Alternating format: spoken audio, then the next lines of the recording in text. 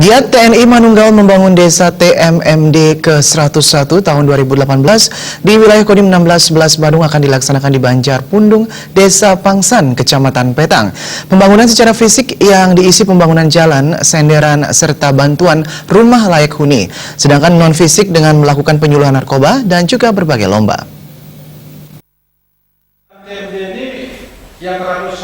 TNI Manunggal membangun desa TMMD ke-101 tahun 2018 menyasar Badung Utara, tepatnya di Banjar Pundung, Desa Pangsan, Kecamatan Petang.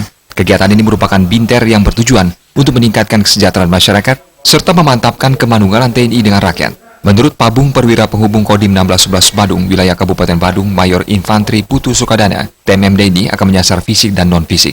Pembangunan fisik diantaranya membangun rabat atau jalan dengan panjang 615 meter, lebar 3 meter dengan volume 1.243 meter kubik, serta pembuatan senderan yang panjangnya 233 meter dengan panjang saluran drainase 435 meter, lebar 30 cm, serta kedalaman 50 cm.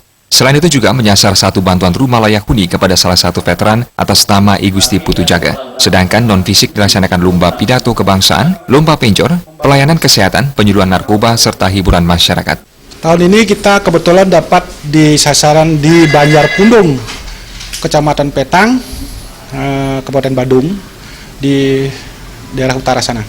Fisik dan non-fisik. Jadi setiap TMD kita memang ada sasaran fisik dan non-fisik. Fisiknya itu rambat jalan, buat senderan, termasuk ada juga pembuatan rumah layak huni 1 buah.